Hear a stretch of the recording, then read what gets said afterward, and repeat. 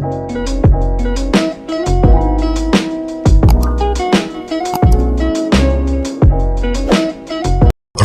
samping kuburan. Banyak kisah dari rumah di samping kuburan yang pernah gue dapet di podcast Bagi Horor. Seperti mendengar suara teriakan di malam hari, suara keranda yang bergetar, suara petasan yang entah dari mana asalnya, sampai wujud penampakan. Untuk cerita kali ini berasal dari salah satu username TikTok @nindinauna027. Dia mengirim cerita ini ke DM Instagram. Terjadi tahun 2020 yang lalu. Nindi ini pindah dari Surabaya ke kota Solo, dan di rumah barunya di kota Solo ini, rumahnya persis berdiri di samping kuburan. Waktu awal pindah sebenarnya sudah banyak beberapa kejadian janggal yang dirasakan oleh Nindi, tapi yang paling membekas adalah awal puasa 2020 kemarin. Jadi Nindi ini punya kebiasaan malamnya itu begadang sampai sahur, barulah beres sahur, sholat subuh, kemudian tidur. Malam itu dia lagi video call bareng cowoknya, dan dia sekamar sama adiknya. Di atas jam 12 malam adiknya ini udah tidur. Nindi masih ngobrol sama cowoknya, sampai tiba-tiba fokus dia itu terpecah karena dia mendengar ada suara orang mandi. Nindi pikir mungkin itu nyokapnya yang lagi ke kamar mandi, entah buang air kecil atau ngapain. Gak berapa lama suaranya itu hilang. Nindi agak tenang. Oh, mungkin benar pikir Nindi, nyokapnya kali yang ke kamar mandi. Ternyata Nindi salah. Gak berapa lama dari itu muncul suara orang lagi nyapu pakai sapu lidi di halaman depan rumahnya. Jam 1 pagi. Ini benar-benar gak normal kan? Dan gak mungkin nyokapnya. Nindi masih berusaha tenang sampai suara itu makin kencang. Suara nyapunya itu makin ngedekat. Nindi bangunin adiknya di situ. Ditanyalah ke adiknya, denger suara nggak? Adiknya bilang nggak denger apa-apa, dan suara nyapunya tadi emang hilang. Perlahan-lahan suara orang nyapu itu terganti oleh suara orang berjalan, tapi salah satu kakinya itu diseret dan itu kenceng banget suaranya. Adiknya juga denger di situ. Mereka saling pandang, mencoba mencerna apa yang terjadi, sampai suara jalan itu bukan lagi di halaman depan rumahnya, melainkan di lorong depan kamar mereka. Makin lama makin kenceng, ngedeket. Adik Nindi lompat ke arah Nindi saking paniknya. Suaranya benar-benar berhenti di depan pintu. Dilanjutkan dengan adanya suara nafas yang berat banget.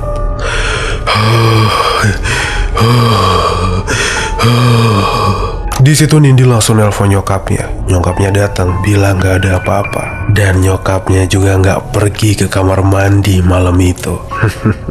Ada teror lampor, ada pula teror Kromoleo. Kromoleo adalah kelompok barisan pengantar jenazah, membawa keranda melintasi suatu desa. Kromoleo ini santer terdengar di daerah Jawa Tengah, tepatnya di kaki Gunung Merapi. Bentuk dari Kromoleo sendiri adalah pengantar jenazah dengan jubah berwarna hitam, membawa sebuah keranda dengan muka datar. Di dalam keranda yang dibawa ada sesosok pocong dengan kain kafan lusuh dan bau busuk yang sangat menyengat. Namun ada lagi di lain cerita. Konon Kromoleo adalah barisan kelompok pengantar jenazah dengan muka rata, alias nggak punya muka sama sekali. Siapapun yang melihat Kromoleo melintasi desanya, konon di desanya akan terjadi malapetaka atau adanya suatu musibah kematian. Hampir mirip-mirip dengan lampor.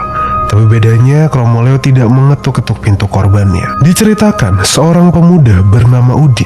Dia mendapat telepon tengah malam dari orang tuanya, darurat untuk dia segera datang ke rumah orang tuanya. Sekitar jam 10 malam, Udin baru saja akan keluar dari perbatasan desanya. Udin melihat banyak sekali rombongan membawa obor. Udin kira sedang ada hajatan atau semacamnya. Semakin didekati, ternyata rombongan ini membawa keranda. Dengan ekspresi datar, mereka ini berjalan tanpa ada hambatan apapun. Sembari berjalan, rombongan ini tuh mengatakan sesuatu pelan, tapi sangat terdengar jelas di telinga. Moleo, Moleo, Moleo, Kromoleo.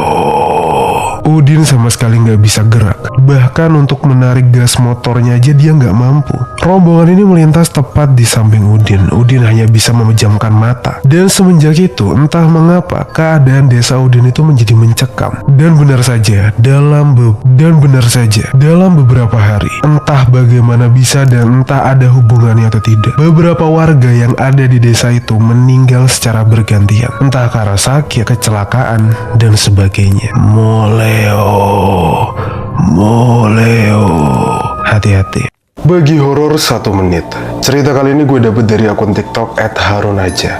Dia bercerita soal di daerah rumahnya yang pernah ada kejadian mengerikan yang dialami oleh tantenya sendiri. Suatu malam, tantenya ini lagi keluar cari angin, naik motor sendirian. Tiba-tiba di suatu jalan, tantenya itu ngeliat ada bapak-bapak lagi berdiri di tengah jalan. Tantenya nyamperin, diingetin, "Pak, jangan berdiri di tengah jalan, takutnya ada mobil lewat atau motor lewat, bapak bisa ketabrak loh."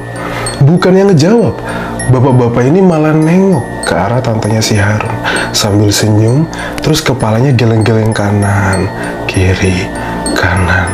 Dan yang lebih mengerikan, tiba-tiba lehernya memanjang sampai 2-3 meteran. Untungnya Tante Harun masih bisa tancap gas di situ. Pulang ke rumah dan gak mau lagi kalau harus keluar naik motor sendirian malam-malam. Hati-hati.